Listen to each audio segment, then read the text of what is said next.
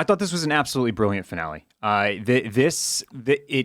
Look, you can't button up everything, as we know about shows, but for me, to use parlance that we use often, this 100% landed the plane. I thought he put a bow on everything that I needed to put a bow on. This was so metaphorically sound. I felt like I got so many of his messages. I thought he made his final statement. Just a few other things that I wanted to throw out. I thought that a big thing, again, like I said, was like this idea of identity and self. And we heard it throughout the course of the series, especially from Luang Portira, but like letting go of self is like the most important thing. And I thought it was really interesting how Rick essentially dies because of his commitment to the identity and the self that he believes was taken from him. And in that moment, Lachlan is reborn because Lachlan is essentially the only person that does not have a self. He is so lost searching for identity between his brother and sister that he kind of doesn't know who he is, right? And it's almost like he's rewarded for that. I loved the flip of Piper essentially going home, being way less enlightened than she thought she was, and Saxon reading the Buddhism book, kind of bopping her on the head with it, kind of like switching places with her a little bit. And Lachlan has his sunglasses feeling on. more enlightened, and Lachlan is still kind of caught in between, not really knowing where or who he is or what he's supposed to become. Still got that big UNC or Duke decision to make now when he gets back home. But I thought this was absolutely excellent. It's one of my favorite episodes of the entire series in the entire White Lotus project. My one critique is we said a couple of weeks ago, like, weren't sure if this needed to be a little bit shorter or a little bit longer. I have officially landed after watching the finale that I think this should have stuck with 7 episodes, not 8. I thought that there was some filler in the first few, and I think we would have felt a lot less of that, like, kind of disappointed, treading water feeling of those of some of those first half episodes if we had just kept this one tighter at 7. And I think we would have gotten just as much out of it. But I love this finale. I thought it's given me so much to think about and talk about. I can't wait till Hotline calls. What do you have to add? What did you think? Yeah, I agree with everything you just said. I'm still hesitant to say they should have shaved an episode off of this thing because I think this is just the way Mike White likes to cook. But I do not disagree with your point. They easily could have made this season 7 episodes instead of 8. I kind of like the ride. I think it is a great hang. I know you do too. Yeah. And I know you're just, for the sake of like you're looking at it critically. Yeah. To say how it could have maybe been a little more appealing for people throughout. Right. And I agree with you. For me, I prefer as many minutes of the White Lotus on my TV screen as possible. This was fantastic, and one of the things I took away from this finale, which probably is my favorite finale the show has done so far through 3 seasons, is that what Mike White has done, which is so ironic considering his background and the fact that he was a participant on the Survivor reality TV show, he has basically taken what reality TV gives us, why people really like to watch reality TV, which is all of the drama and the intrigue and the ridiculousness and the humor that comes out of it. But then he's added the depth that reality TV cannot and never does provide us with, which is ironic because reality TV is supposed to be real and this is fiction. But that is what he has kind of created with the White Lotus. It's like the same formula that you have with reality TV. Every season, all new characters. And then sometimes they bring back characters, legacy characters or whatever. And you watch what unfolds and every group has a different story and there are teams and shit. It's that formula, but coupled with like incredibly deep thought and nuance and subject matter that applies to all human beings, whether it be spirituality or animalistic tendencies or sex or what family, love, relationships, money, friendship, all of it. It ties in all of the most important things about being a human into these stories that we get each season with the White Lotus, and it's really, really something to behold. And you can doubt Mike White, and I think we all have at different points. At some point in the first 3 seasons of this series, you have gone, I don't know if he's cooking. But then at the end, when you sit down to eat the meal, you're like, okay, yeah, that was fantastic. And it's kind of impossible to argue with that. The White Lotus is going to have to offer crazy discounts, considering how many of its guests keep dying at their resorts worldwide. Yeah. You've got Maui, where were we? Italy. Yeah, Sicily. And now Thailand, where people are getting knocked off left and right. Sritala, terrible resort owner. She surely has to sell this thing. Like, they don't let her remain as part of the franchise, right? Now, couple other random notes. It sounds like Mike White might be ready to walk away from beaches for a bit. Yeah. Based on something he said in the after the episode. I'm sort of rooting for season 4 to go to the mainland United States for the first time. And do like Aspen. I would love a winter edition of White Lotus. I would really, really be interested to see what type of stuff he could cook up with that. But I think a location may have already been confirmed. Oh, really? Yeah. I think it's back to Europe, but potentially mainland Europe. I'd be okay with that too. Yeah.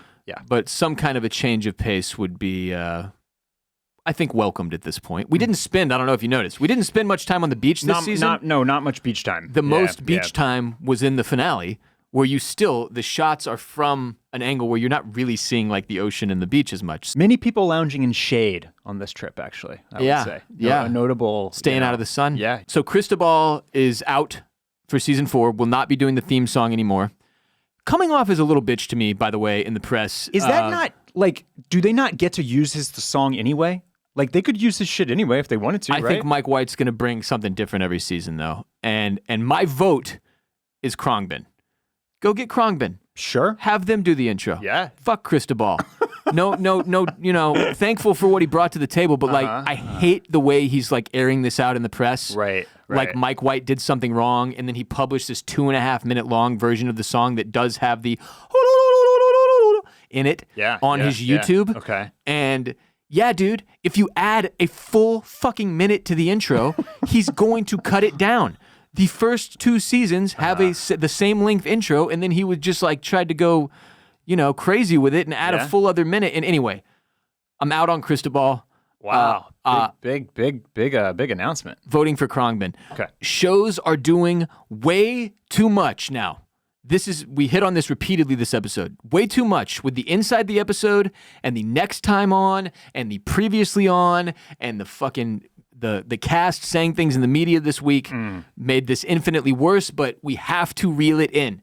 They have to reel it in. All the theories you see online, I would argue 95% of them are based on information that is coming from a read people are getting from the inside the episodes and the last time on the White Lotus. And like, if you watched the previously on the White Lotus is what, we refer to it as. Yes. Before this episode, you had to feel pretty strongly Chelsea's going to die. And, you could do the reverse psychology in your brain or whatever, but like all I'm saying is we have hit a point now where there's all this media that surrounds TV shows, and we have gone too far with it. There's too much being said. This happens on House of the Dragon 2, where I'm just like, what was that? What did he just say? Like, where they're like telling me what's going to happen next week, or like assuming we have information that we don't.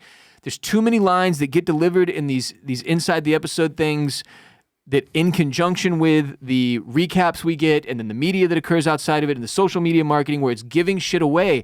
And I think this is an all-time great season of TV, but I think it would have been better if it wasn't as predictable as it was, and it was predictable the way it was because of what I'm talking about. That is my big take here.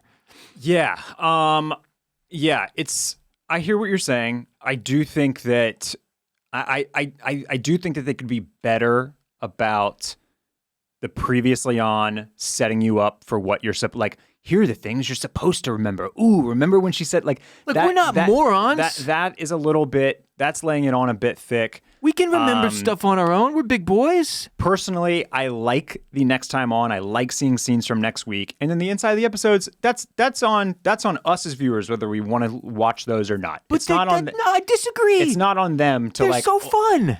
So watch them. But then stop putting fucking reveals in them and throwing in information. What do you think was a reveal? I'd have to go rewatch them. I really don't think that there were any from this season of the White Lotus. I know that there have been weird ones, especially one that I can't remember the specifics of, but there was a House of the Dragon one last season for sure. The only thing that I would add to that is that like we can make that complaint, but I think we also have to acknowledge that we are part of the problem because we traffic in additional media around these shows where people want to talk and converse and theorize, and they are going to plumb every single depth that they can to try to come up with hot takes and new theories. Yeah, but I don't think that's bad if it's based solely on what happens on the TV show. Yeah.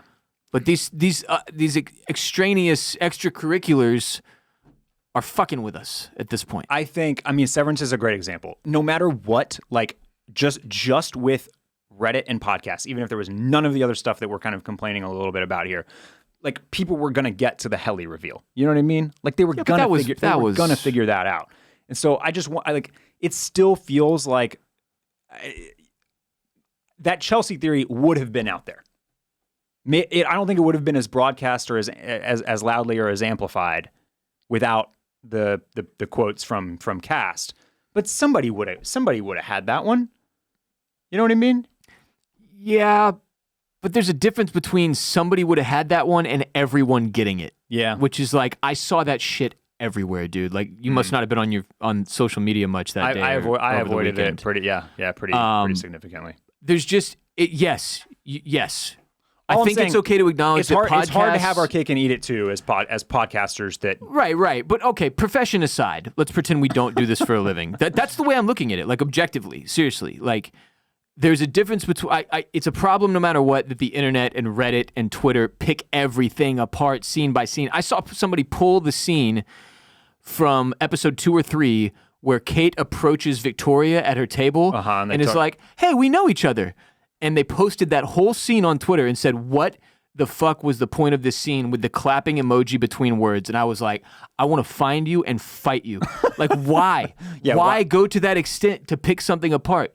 You go make a TV show if you're such a fucking genius. You know what I mean? Like, go make a fucking TV show then. And that's total, like, puzzle box brain too, right? Where like that type of online personality is trained by a show like Severance that every single thing on the screen at every single time must matter for some type of end result, right? And that's not the way that a show like White Lotus is set up. We can just have character interactions and character development that create tension or development or a funny moment or whatever. Like that is so unconcerning to me that there's like that didn't net any results, basically, that didn't yield a reveal or a, oh my gosh, gotcha moment. Like, no, like that, not everything in the show is set up to connect to the theory. So, and there's things that he puts in there to make you think, oh, maybe this will be something. Yeah, totally. And then pulls it in a totally different direction. A lot of head faking. So, yeah, look, I'm not saying we should do away with all this. I'm saying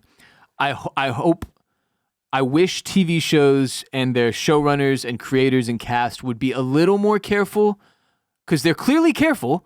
Like, they have to plan those inside the episode interviews in a certain way to not reveal too much. But there's still lines that are coming through where I'm like, this is pushing the fan base or the viewership in this way or that way. I wish they would allow the stuff in the show to speak for itself a little more and use those inside the episodes to talk about the experience of making the show, but not touching on plot points that are potentially revealing. I just think it feeds this whole fire that I like to complain about clearly. But I'm just curious if anybody else felt that way. If you did and you're in the Mollusk Militia, maybe call in on Patreon so I feel better. and not so alone. Barrett's abandoned me. Any final other closing thoughts, man? Clean the blender real good this morning. You always got to clean the blender. See, you should rinse it out. That's the thing. Yeah, you should rinse it out, especially if it's been sitting overnight and has sludge in it. Just give it a little rinse through. If there's noticeable miscellaneous materials at the bottom of the blender, perhaps give it a little run under the sink. Yeah.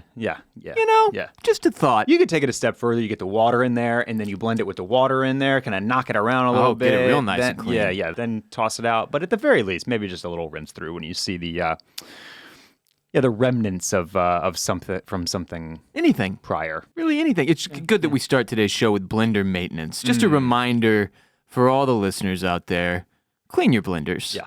Clean your blenders.